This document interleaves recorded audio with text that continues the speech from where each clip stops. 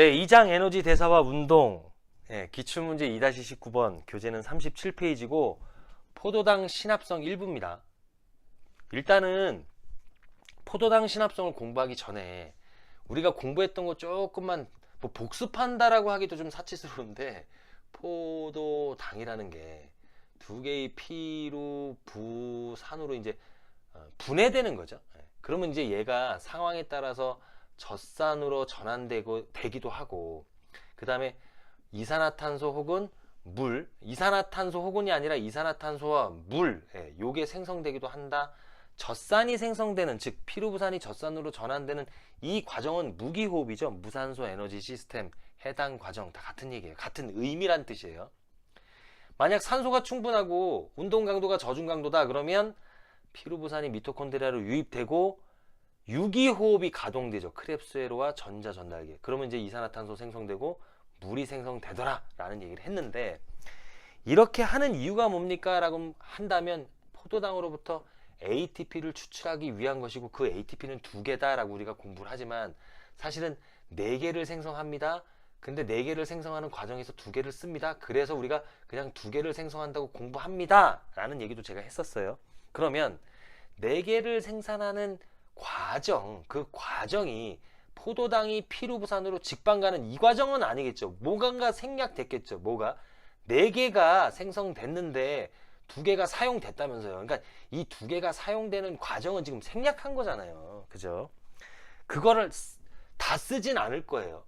그 중에 중요한 것만 쓸 겁니다. 우리가 공부하는 학습 내용과 관련해서 중요한 걸 쓰고, 다음에 또 더 첨가하려면 또 첨가하고, 조금씩 이걸 이제 전문용어로 스텝 바이 스텝이라고 하는 거죠. 자, 포도당 유긴산이라는 걸로 일단 전환이 돼요. 얘가 피루부산이 되는 거예요. 그러면 포도당이 포도당 유긴산이 되고 포도당 유긴산이 피루부산이 되는 이 과정이 저절로 되겠냐고? 그건 아니죠. 효소들이 그 일을 할 거예요. 효소가 맨입으로 일을 하는 놈들이 아니에요. 그래서 이 과정에서 ATP를 사용하더라. 그게 몇 개다? 2개다. 그래서 몇 개를 추출한다? 4개를 추출한다. 4개를 생성한다. 같은 얘기예요. 4개를 생성하는데 2개를 사용했으니까 2개라고 적는다 까지 이제 말씀을 드려요. 일단은 포도당 신합성을 얘기하기 전에 이거 얘기했고, 한 가지 더 얘기하려고 하는데, 뭐냐면 여러분 이렇게 혈관이 있어요. 여러분 초콜릿 한 삽 드셔보셨어요? 한 삽? 한 스푼 말고 한 삽. 뭐 발렌타인데이 때 그 정도 다 받지 않나요? 아, 옛날이요. 어쨌든 갑자기 왜 이래? 서글퍼지네.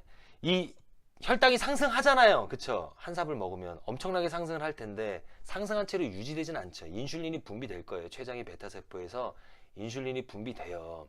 그리고 얘네들이 그러면 이 포도당을 어디로 유입시켜 주냐면, 인슐린의 표적기관이 어디든가요? 간과 골격근이죠. 여기.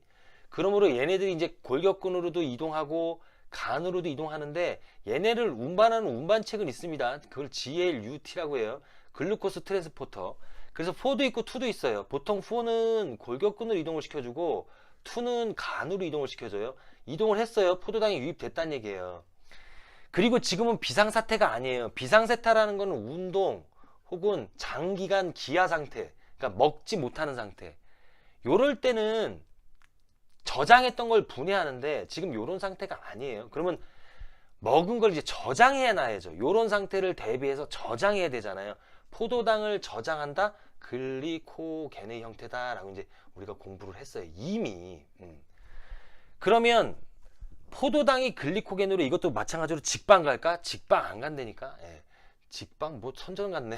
이거는 똑같이 포도당 육인산이 되었다가 얘가 글리코겐으로 합성되는 거예요. 얘가. 골격근도 마찬가지죠. 포도당 육인산이 되었다가 얘네들이 글리코겐으로 합성이 된단 말이에요.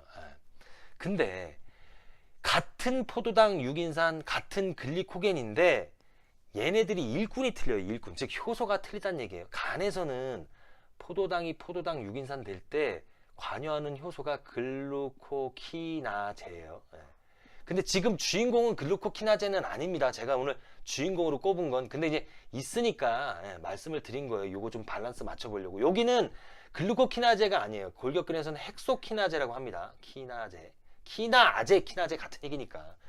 헥소키나제가 포도당, 유긴산, 그 다음에 글리코겐 이런 식으로 가는 거고, 간에서는 포도당, 유긴산 될 때 글루코키나제, 그 다음에 포도당, 유긴산이 글리코겐 되는데, 이제 드디어 비상사태예요. 운동을 한다거나 기아 상태란 말이에요. 그러면 저장했던 거 이제 분해해야 되겠네.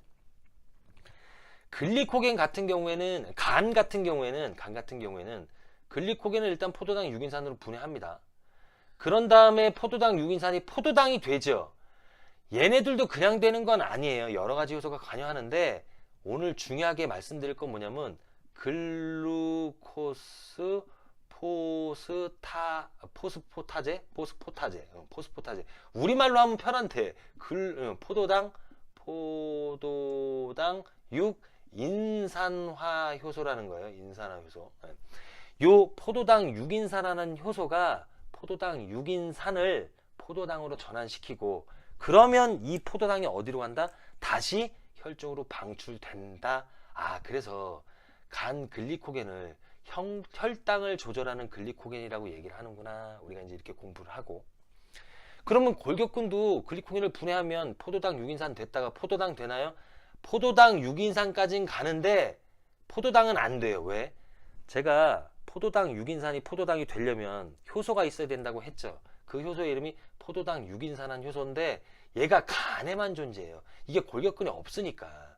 그러니까 포도당 6인산이 밖으로 나갈 수가 없는 거예요. 포도당이 돼야 뭐 나가든지 뭐 할 거 아니에요. 포도당이 돼도 웃긴 거예요. 포도당 되면 다시 포도당 6인산으로 분해돼야 포도당 6인산 되면 피루부산 되고, 그 다음에 피루부산 되는 과정에서 에너지도 얻고, 혹은 뭐 젖산이 되든지 아니면 뭐 유기호흡을 하든지 할 거 아니에요. 그쵸? 그러니까 이 과정까지도 갈 필요가 없죠. 포도당 6인산 됐으면 여기서 어떻게 된다? 요렇게 된다는 얘기예요. 피루부산 되고 젖산이 생성되든지 상황에 따라서 유기호흡이 가동되든지 이런 식으로 되는 거예요. 그러니까 한 번 들어온 골격근의 포도당은 다시 나갈 수가 없는 거지. 나갈 수가. 그쵸?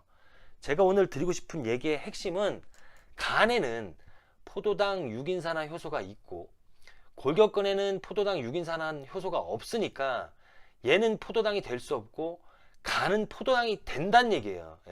이 얘기가 무슨 얘기냐면, 여러분 보세요. 이제 다시 주제로 돌아가서 포도당 신합성. 원료가 뭐냐면 젖산, 아미노산, 그 다음에 이제 글리세롤 등등, 글리세롤 요 정도인데 중요한 게 젖산, 아미노산, 글리세롤이 포도당 된다는 얘기는 결국 포도당 6인산까지 간다는 얘기예요. 얘네들이 이 과정이 뭐예요 지금? 피루부산이, 그러니까 포도당 6인산 피루부산이니까 거꾸로 가면 피루부산, 포도당 6인산 포도당 아니에요? 그러니까 얘네들이 피루부산 됐다가 결국엔 포도당 6인산 되고 결국엔 포도당이 되는 게 포도당 신합성인데, 그러려면 뭐가 있어야 된다? 포도당 6인산화 효소가 있어야 된다. 그게 어디 있다고요? 간에 있다?